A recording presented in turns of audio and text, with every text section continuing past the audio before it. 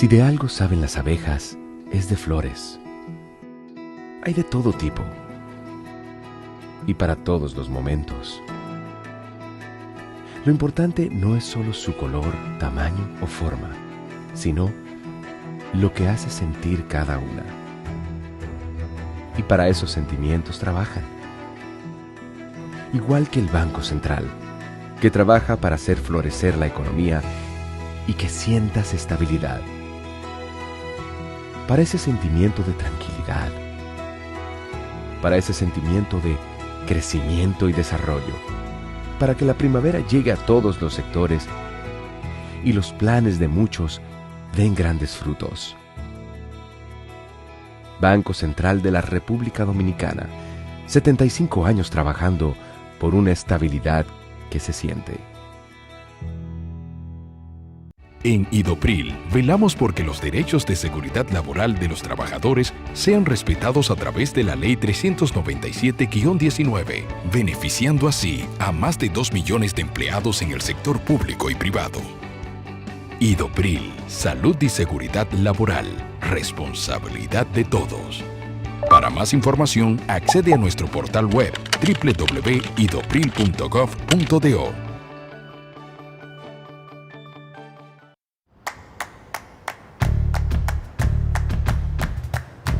Felipe y Gaby dan fe del crecimiento de la construcción gracias a Banreservas. Lo mismo pueden decir Manolo, Conchita y toda la brigada por el apoyo que recibe la pelota del Banco de Todos los Dominicanos. Los Invencibles también son testigos de ese apoyo al arte y la cultura. Y ni hablar de todos los que se benefician del programa de pignoración de arroz, como don Héctor y su gente. Y el respaldo es tan real que les cuente Jessica, quien realizó su sueño ecoturístico con la ayuda de Expo Fomenta Pymes Banreservas. Los sectores construcción, pymes, deporte, arte, cultura, turismo y agricultura saben que detrás de uno que avanza hay muchos más echando hacia adelante. Banreservas, el banco de todos los dominicanos.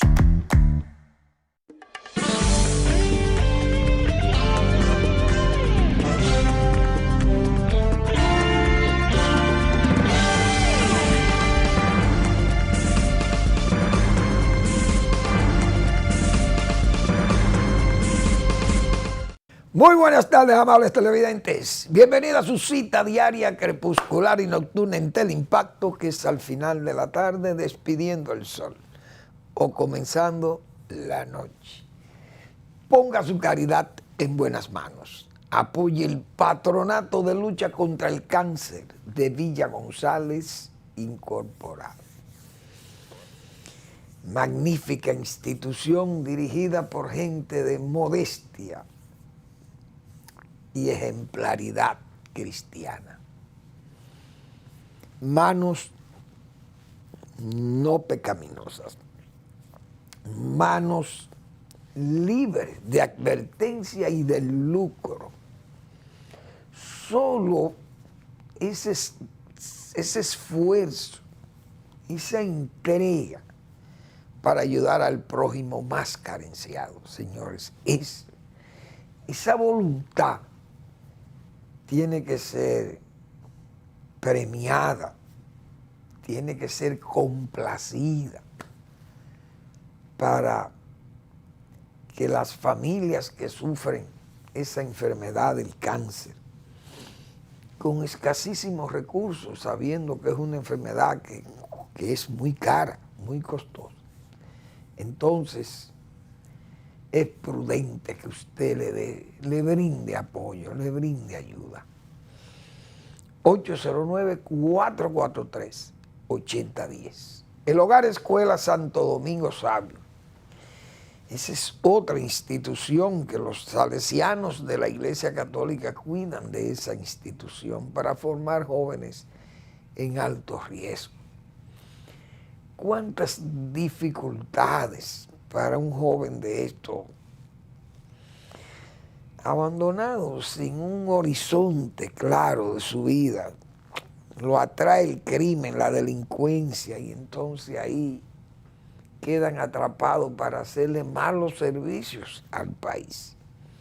Los salesianos de la Iglesia Católica cuidan de esta institución para formar estos jóvenes y hacerlos buenos ciudadanos, pero se necesita el apoyo de la sociedad.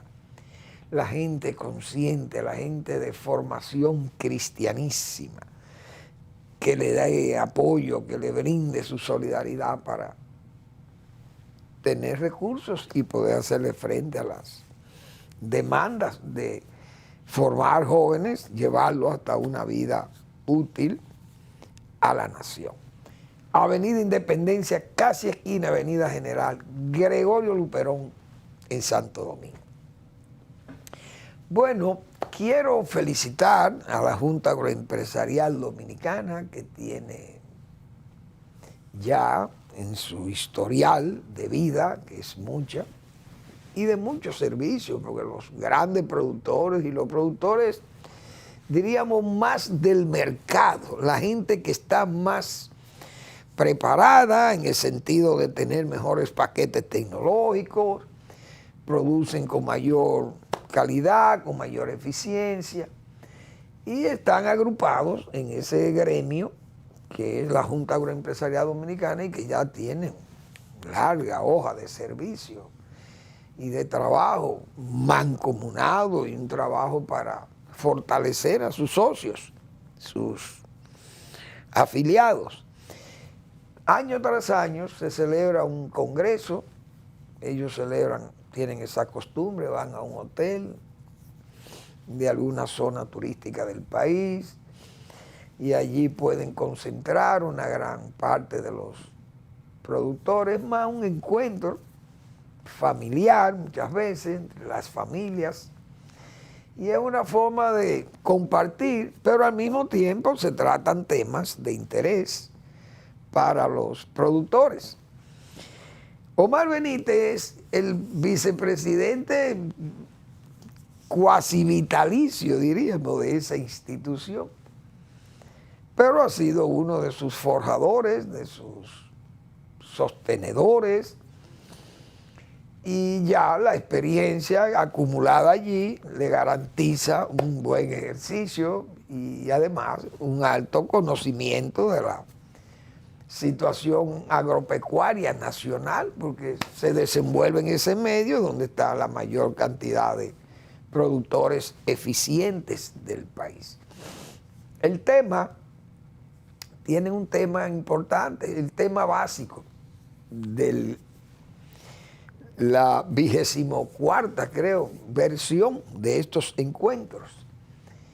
Es sobre la inocuidad alimentaria, la inocuidad y la higiene de los productos agropecuarios para garantizar la seguridad alimentaria y nutricional.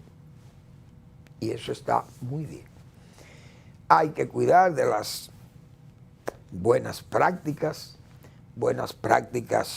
de manejo de los cultivos, de siembra, de buenas prácticas de preparación de terreno, buenas prácticas de selección de semillas, buenas prácticas de conservación de suelo, buenas prácticas de riego, buenas prácticas de manufactura, buenas prácticas de cosecha, buenas prácticas de frío, de almacenamiento, todas esas cosas de manipulación, el manejo de los productos. Todo eso conlleva mucha especialización y uso de la tecnología, cosa que saludamos.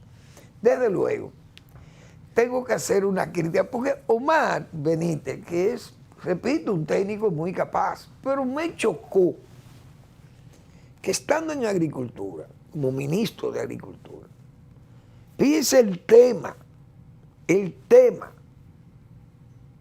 básico de ese encuentro, la inocuidad, la higiene para la seguridad alimentaria y nutricional.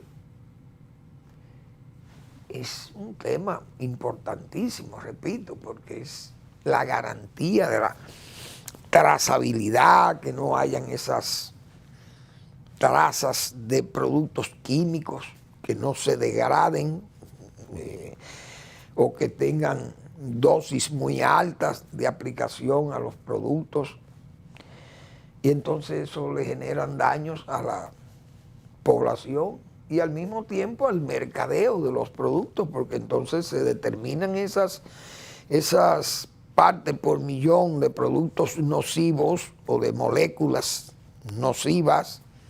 Entonces eso crea un problema ya de rechazo, de qué sé yo, de pérdida del mercado, y es muy delicado. Pero Omar Benítez, recuerdo que siendo ministro de Agricultura, entonces prescinde de los servicios de un doctor, de un PhD, señores, que es el grado máximo para un técnico agropecuario alcanzar un nivel académico de primer nivel. Alcanzar ese grado de PhD es, bueno, es un gran logro. Pero además es un profesional de un alto nivel de especialización y muy útil para los programas que se tienen de expansión de la tecnología. En este caso, de la inocuidad. Y recuerdo, y no valió, como se dice, que técnicos del Ministerio de Agricultura señaláramos que eso era una barbaridad. Entonces cancela un doctor especialista en sanidad vegetal, porque tenía un salario muy alto de 250 a 275 mil pesos mensuales. Pero entonces, ¿cómo nos explicamos? Esas son las contradicciones que a veces uno tiene que ver. Y entonces, por eso es que digo, los técnicos tenemos que ser más conscientes de lo que es la tecnología, de lo que son los grados académicos y las calidades de los profesionales, y valorar esas cosas. Hoy, fíjense que hoy, ese es el tema. El tema de la Junta Agroempresarial es la sanidad vegetal. Pero más que la sanidad, diríamos, para ser todavía más sectorial, la parte de la inocuidad y de la higiene, que es básico para una buena calidad de los productos alimenticios y la seguridad de lo que usted consuma y consuman los que nos compran los productos en el exterior, sea de buena calidad, pero además cuidar de que las plagas, por ejemplo, no vengan. Yo recuerdo ese técnico que es amigo mío y de mucha gente aquí, él se llama Pedro Jorge, recuerdo. Pedro, un técnico muy capaz, y trabajó un tiempo con nosotros diseñando un programa de manejo de la basura aérea y la basura marítima, que son dos focos fáciles de introducción de organismos nocivos para la agricultura o el ganado o la silvicultura. Son dos vehículos de entrada al país. Entonces, eso tiene que tener una buena vigilancia, una buena orientación técnica para la eliminación, la incineración de la basura aérea y la basura marítima, repito. Es decir, trabajar en eso y trabajar en todo un programa de identificación de plagas y enfermedades y de los organismos nocivos, los que dan pie a estas enfermedades. Señores, y hacer un trabajo de eso, un trabajo meticuloso, porque es un trabajo amplio, de mucha información y de muchos estudios y mucha seguridad, lo que se tiene que fallar ahí, decir. Y todo ese trabajo se hizo ahí, pero no se valoró. Entonces ahora se hace esta valoración por parte de la Junta Agroempresarial. La verdad es que a veces, señores, a veces los técnicos hablan mucho Yo recuerdo que Joaquín Balaguer probaba muchos técnicos que decían, bueno, mire, yo le resuelvo tal problema. Y Balaguer, aunque fuera un comunista, óigame bien, o un enemigo de Balaguer, Balaguer lo nombraba en el cargo, venga, entonces hágase cargo para que usted resuelva. Yo recuerdo, creo que fue Temístocle Montaz una vez, una gente de esa del PLD, que bueno, pusieron la CDE, que ellos eran la solución, la panacea al problema eléctrico en este país. Pero Balaguer no nombró una gente del PLD. Nombró al principio al señor Pedro Manuel Casal Victoria, que en paz descanse Pedro Manuel. Y Pedro Manuel prácticamente retó a Balaguer. Y Balaguer lo nombró en la CDE y dio luz, pero explotaron las plantas según los técnicos después. Bueno. Pero Pedro Manuel fue un hombre también muy trabajador y daba respuesta también. Pero la gente del PLD, yo me acuerdo que Temístocle Montaz hablaron muchísimas pleplas, como se dice, y pamplinas. Cuando le pusieron al frente, Leonel Fernández lo puso al frente de la CDE, a Temístocle Montaz, y eso fue un desastre como director de esa institución. Se fue a pique todo, porque así es que son. Entonces yo recuerdo que Omar, el caso de Omar Benítez, bueno, ¿quién mejor calificaba para ser secretario de Agricultura, ministro de Agricultura? Bueno, Omar Benítez, ahí está, resuelvan. En resumen, ¿qué se hizo? ¿Cuál es el resultado de aquello? Seguimos viendo ese Ministerio de Agricultura sin planes, no se le da seguimiento a los planes. Si los hay, si los hubiere, o si vienen desde atrás y lo están ejecutando, pero ¿qué va? Se quedan todo en hablar, en bla, bla, bla, como se dice, y al final no se aplican entonces las cosas que usted quiere que se apliquen desde fuera. Y lo nombran en los cargos y después en los cargos terminan que pasan como uno más, como uno de tantos que han pasado por las instituciones. No dejan ni siquiera una seña de identidad, un sello de identidad no dejan pegado a una pared o a algún sitio. Bueno, así es el mundo, lamentablemente, o no el mundo, nuestro mundo es así, o nuestro mundillo es así. Qué pena. Bueno, entonces tenemos... Caramba, de Rusia con amor, como se dice. Ahora mismo hay una situación que se ve como delicada porque Estados Unidos ha anunciado que va a enviar municiones de uranio empobrecido. Las tecnologías desarrollada en Occidente principalmente, pero que Rusia y China deben tener esa tecnología también, de utilizar el uranio. Parece ya ese uranio que sale de me imagino que será el que usan, el que usan de las plantas generadoras de energía. Ese uranio ya gastado, Estados Unidos, sus investigadores militares, que los hay, imagínense la industria militar norteamericana e inglesa, desarrollaron esas municiones sobre la base de usar uranio empobrecido. Entonces parece que esas municiones tienen unos impactos muy fuertes y destruyen las barreras y los protectores que le ponen principalmente a los tanques de guerra y esas cosas.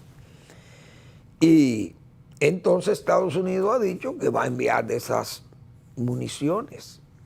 Rusia ha pegado el grito al cielo porque entiende que esas balas o esas municiones son peligrosas, que dejan residuos, que esos residuos radioactivos se van a quedar en la zona y que entonces Rusia podría verse obligada a usar, porque todo es un chantaje con las armas nucleares. Loco di que por usar las armas nucleares, pero no se atreven, porque todo es nada más hablar, bla, bla, bla. Entonces Rusia, el señor Putin, que le ha hablado muchísimas mentiras a su país, le señalaba que eso era una operación especial. Es decir, estos son 2 o 3 días que vamos a estar ocupados ahí en Ucrania. Como hicimos en el Donbass, en el 14, y como tomamos Crimea, y esa gente, ese ejército se va a rendir de una vez. Pero le jugó mal. Entonces ahora le están exigiendo que pelee una guerra, la guerra que inició. Y esa guerra se está extendiendo porque Ucrania, el problema de Ucrania es que no tenía armas para frenar ese ejército soviético, ese ejército ruso. Pero Occidente ha suministrado las armas con las cuales han frenado el ejército de Rusia. Entonces, si usted tiene sus alardes, como dijo un corre, ve y dile de Putin, nosotros podemos borrar a Londres en 5 segundos con un misil de lo que nosotros le tenemos aquí. Podemos mandarlo en 5 segundos, está Londres destruido. Muy bien. Estados Unidos está llevando armas nucleares a Inglaterra para que se proteja, porque ¿cuál es el problema? Si usted me amenaza con armas atómicas, bueno, pues yo tengo que devolverle el mensaje de que yo también tengo armas atómicas, que se las puedo disparar a usted. Y entonces, en una guerra atómica, nadie gana esa guerra. Y eso lo sabe Putin muy claro, porque lo ha señalado muchas veces. Vamos a la pausa y regresamos.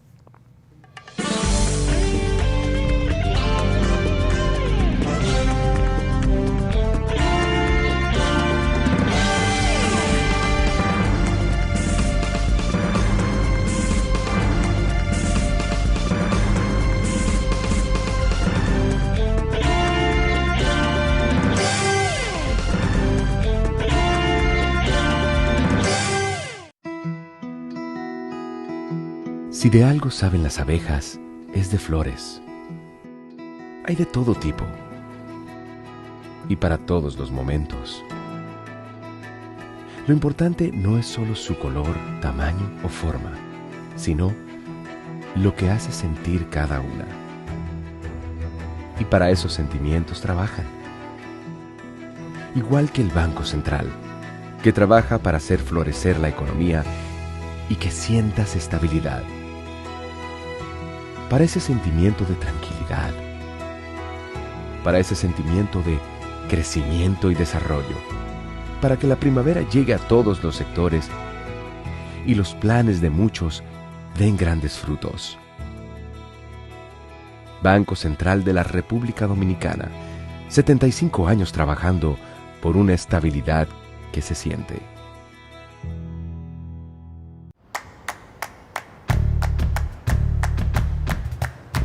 Felipe y Gaby dan fe del crecimiento de la construcción gracias a Banreservas. Lo mismo pueden decir Manolo, Conchita y toda la brigada por el apoyo que recibe la pelota del Banco de Todos los Dominicanos. Los Invencibles también son testigos de ese apoyo al arte y la cultura. Y ni hablar de todos los que se benefician del programa de pignoración de arroz, como don Héctor y su gente. Y el respaldo es tan real que les cuente Jessica, quien realizó su sueño ecoturístico con la ayuda de Expo Fomenta Pymes Banreservas. Los sectores construcción, pymes, deporte, arte, cultura, turismo y agricultura saben que detrás de uno que avanza hay muchos más echando hacia adelante.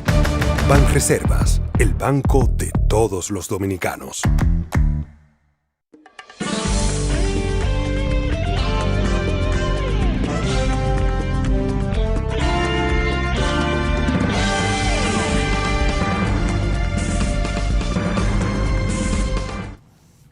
Bueno, siempre los dominicanos recibimos noticias que nos asombran porque uno no espera ello, y no son noticias necrológicas, que son De hecho, son sorpresas por las mañanas cuando uno abre los periódicos. Pero fueron unas expresiones de Miriam Germán, de la Procuradora General de la República, dándole instrucciones a los fiscales para que traten a las personas LGBTQ, qué sé yo cuántas, a cada rato le agregan una letra a eso, una consonante, le agregan a la lista esta de los homosexuales y lesbianas, que para mí son dos, esos son los únicos dos que hay, lesbianas y homosexuales.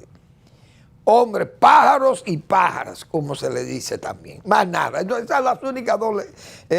Y todo lo otro es el trans, el que se pone, qué sé yo qué, que se pone una pestaña, pero que es hombre y parece mujer, que no. No. Aquí nada más hay dos definiciones. Pero doña Miriam le ha instruido a sus fiscales que cuando una persona de este colectivo le diga que él pertenece a determinado género, que el fiscal lo asuma de acuerdo a lo que diga el individuo.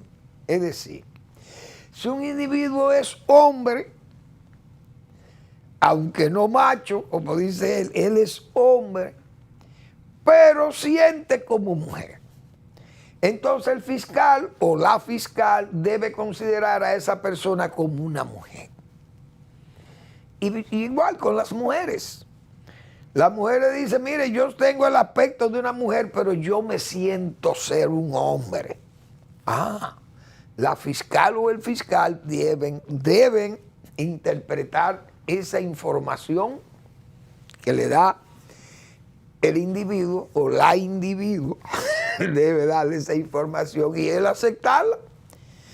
Es decir, la cédula no vale nada en este caso, o el acta de nacimiento,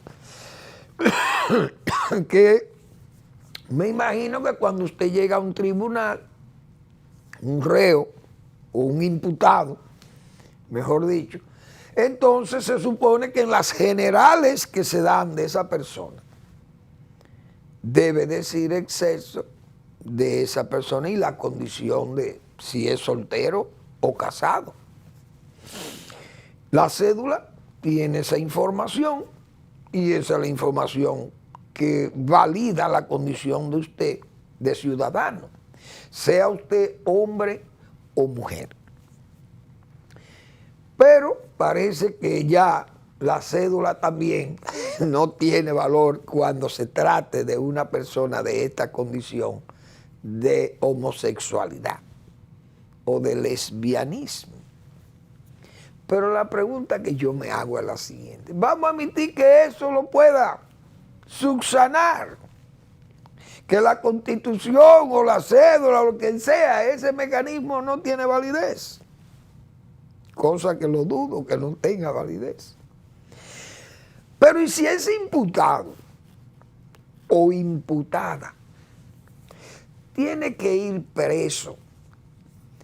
¿En qué celda es que va a poner la señora Miriam Germán, Procuradora General de la República? ¿En qué celda es que va a enviar a ese señor o a esa señora a cumplir pena en una cárcel?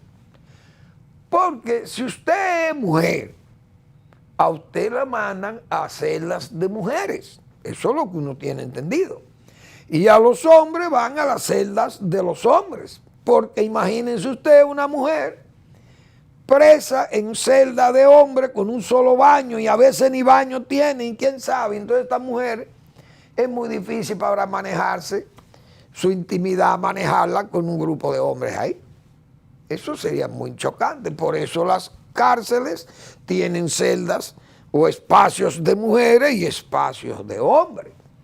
Ahora, usted dice, mire, yo soy homosexual y yo me pongo vestido.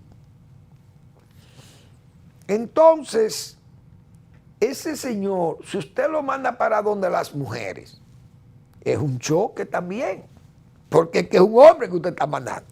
Aunque él vaya vestido de mujer y tenga swing de mujer, o tenga la, como diríamos también, bueno, el swing, como se dice en inglés.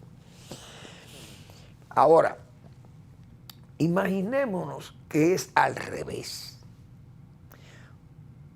Una mujer que dice, yo soy hombre, y usted va a poner esa mujer con los hombres, en esa celda de hombres, usted no la va a poder poner ahí. Entonces yo no entiendo estas cosas, porque será como que no se piensa eso. Porque doña Miriam puede decir, bueno, se trata de un imputado, se trata de una persona, pero ¿y si tiene que ir preso? ¿Dónde que usted lo va a mandar, doña Miriam? Pregunto yo. ¿Dónde usted va a mandar a un travesti? ¿A la celda de mujeres o a las celdas de hombres? ¿Qué es lo que va a pasar con eso? O tendrán celdas especiales para esa gente, porque es que eso choca. Dios mío.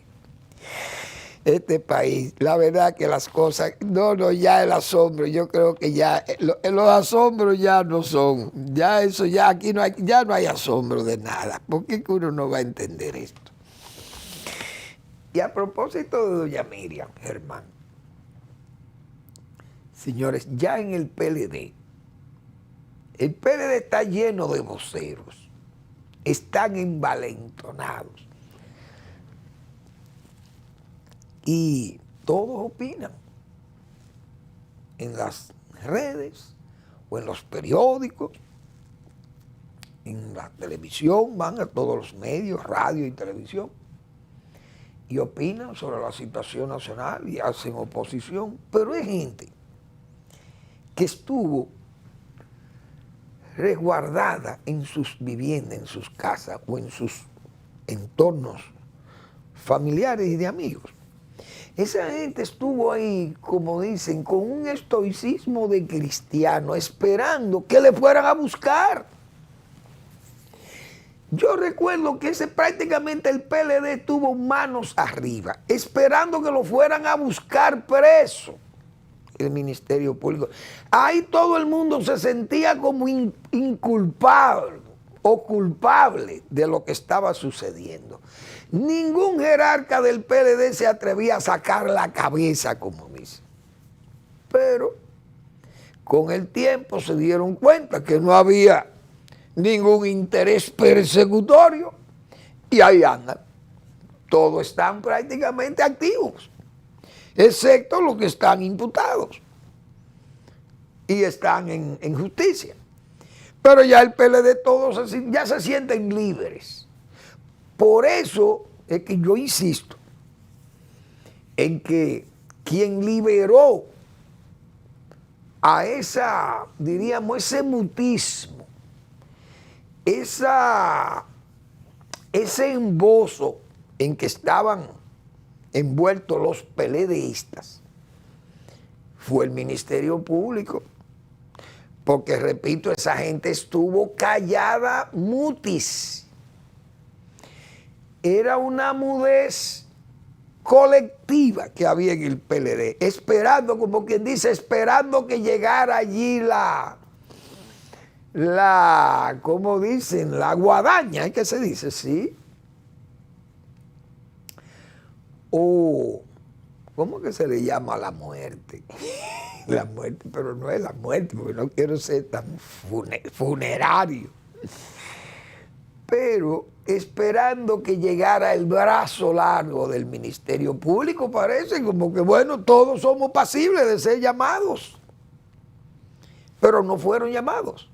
Por tanto, se sienten ya liberados de ese posible o pasible de ser llamados. Nunca fueron llamados. Por eso andan ahí algunos que saben de lo pecaminoso que fueron y saben que tienen la oportunidad de hablar y de decir, pero están callados.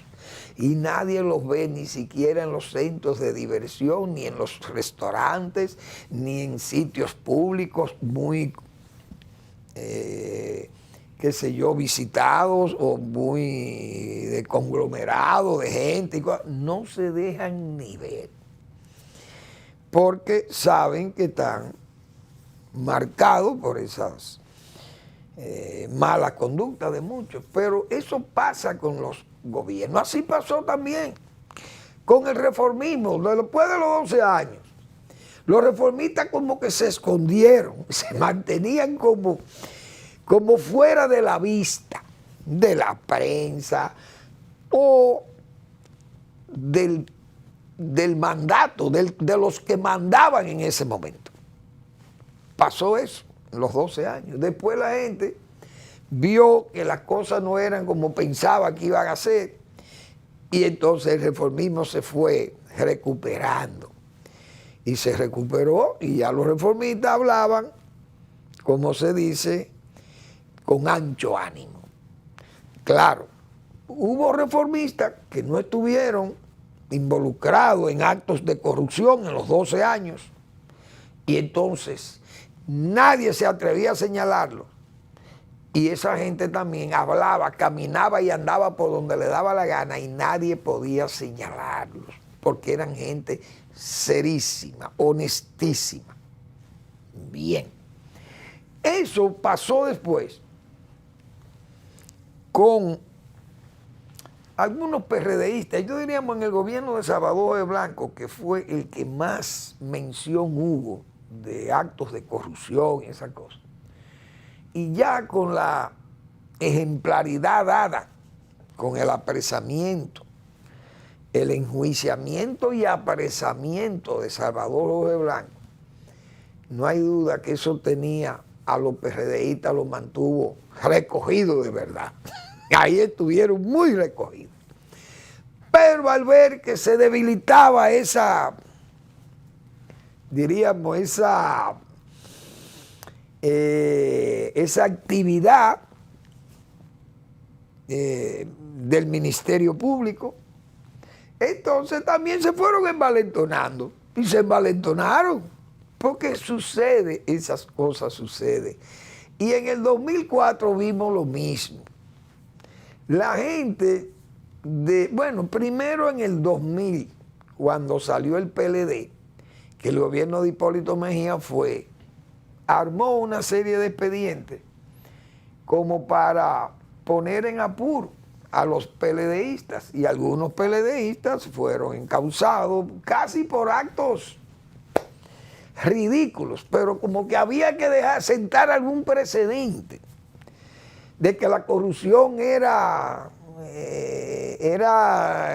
no solamente sistémico, que de hecho lo es, pero que era una, qué sé yo, eso era una especie de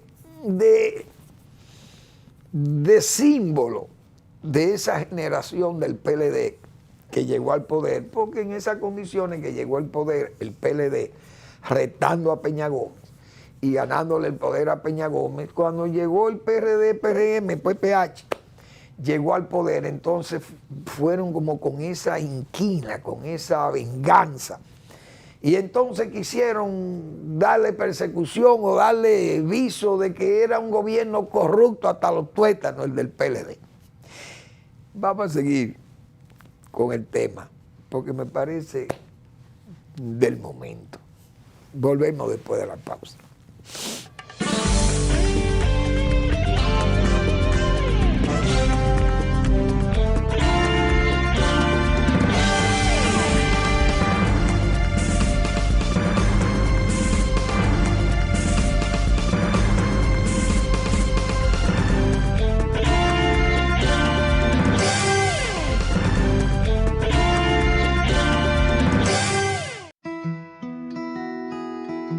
Si de algo saben las abejas, es de flores.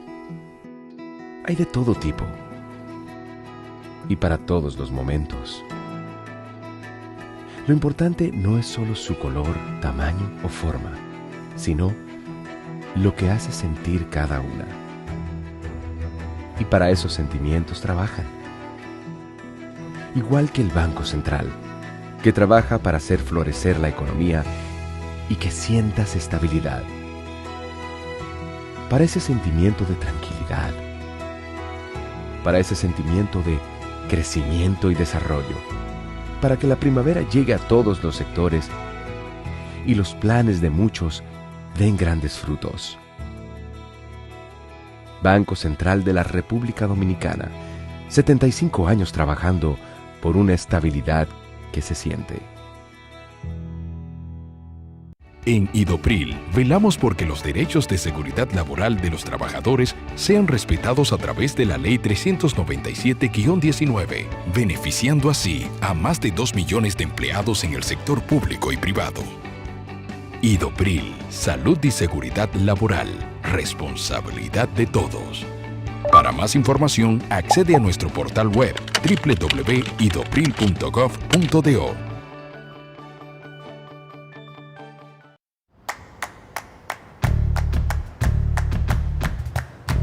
Felipe y Gaby dan fe del crecimiento de la construcción gracias a Banreservas.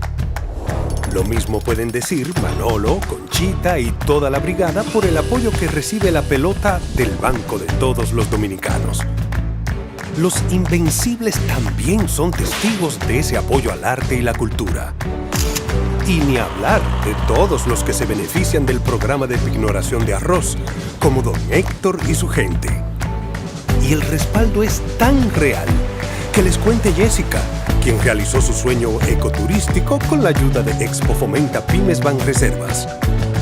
Los sectores construcción, pymes, deporte, arte, cultura, turismo y agricultura saben que detrás de uno que avanza hay muchos más echando hacia adelante. Banreservas, el banco de todos los dominicanos.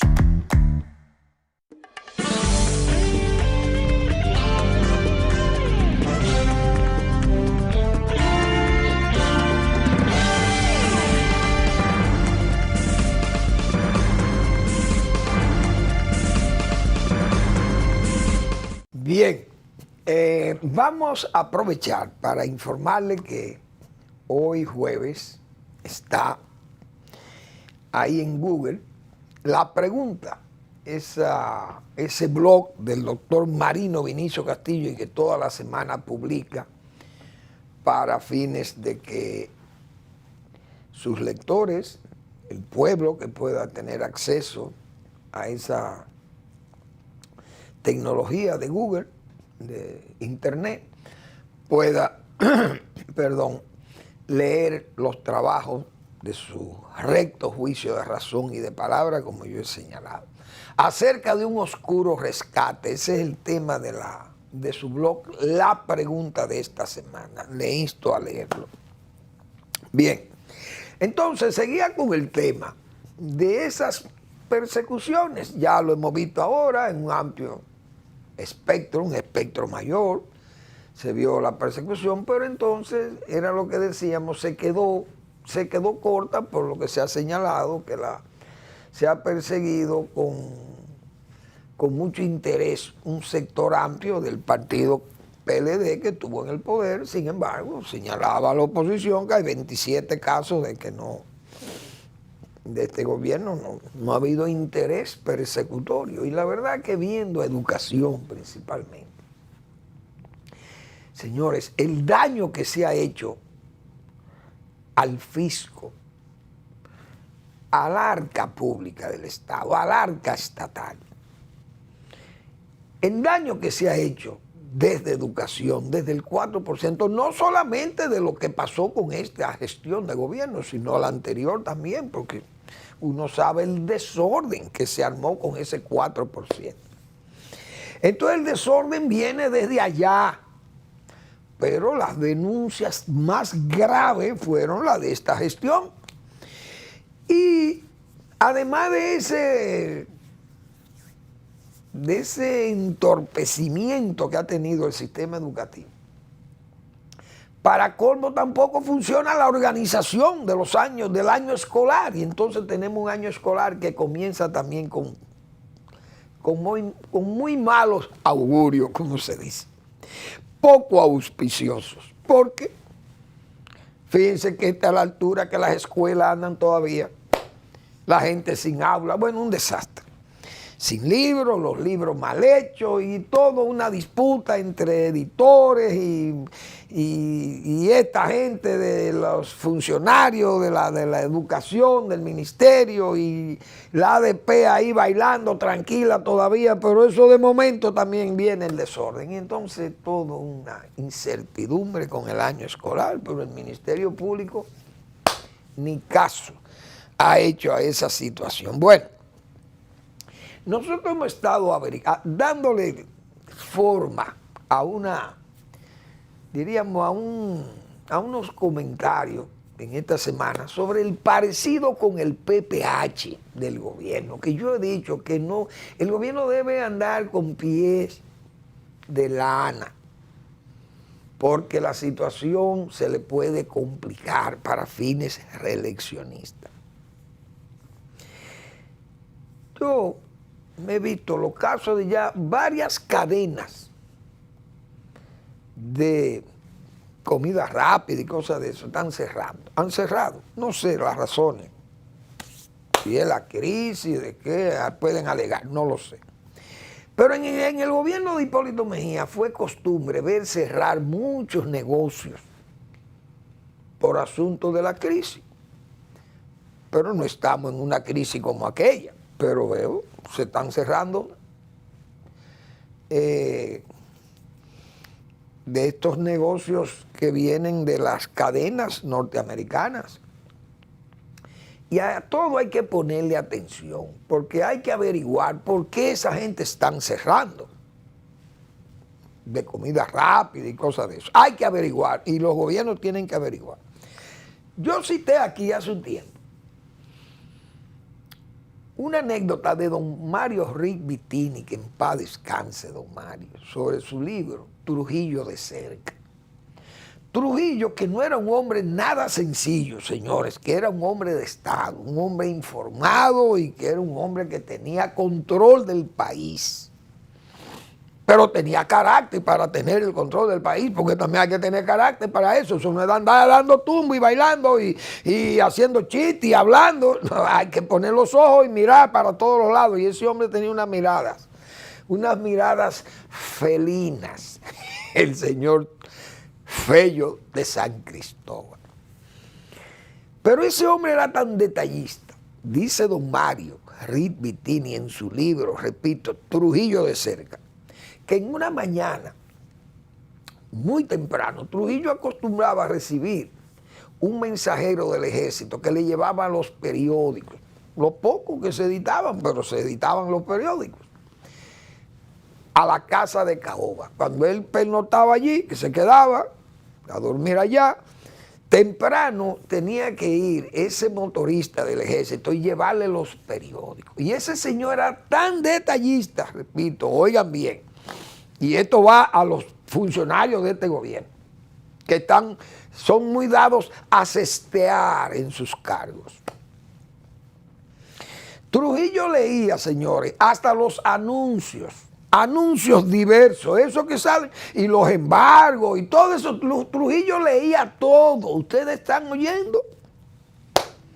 Ese señor, leyendo en los anuncios clasificados, vio que un señor de origen español o de nacionalidad española ponía en venta su casa y sus bienes y sus muebles porque se iba del país.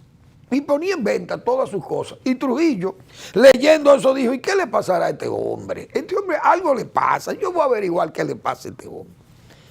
Y llama por sufonía a la capital, llama a uno de sus asistentes, mire, vaya a esta dirección y averigüe con el señor de ahí por qué él se va. ¿Por qué le está vendiendo todo lo que tiene? Lo está vendiendo y se va del país. Me interesa saber eso. Bueno, pues el militar fue.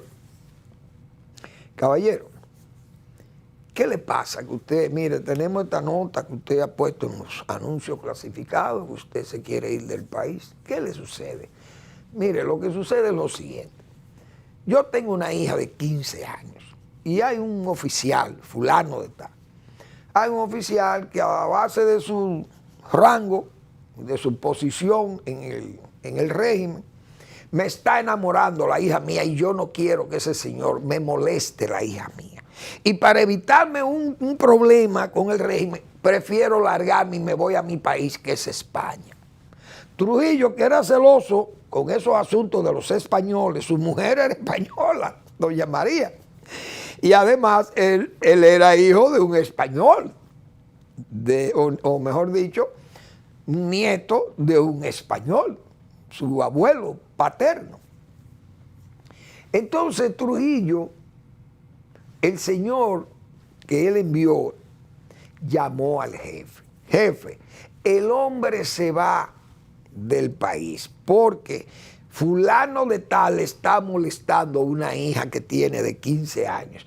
Y él dice que para evitarse un problema en el país, él prefiere vender todos sus bienes y largarse del país.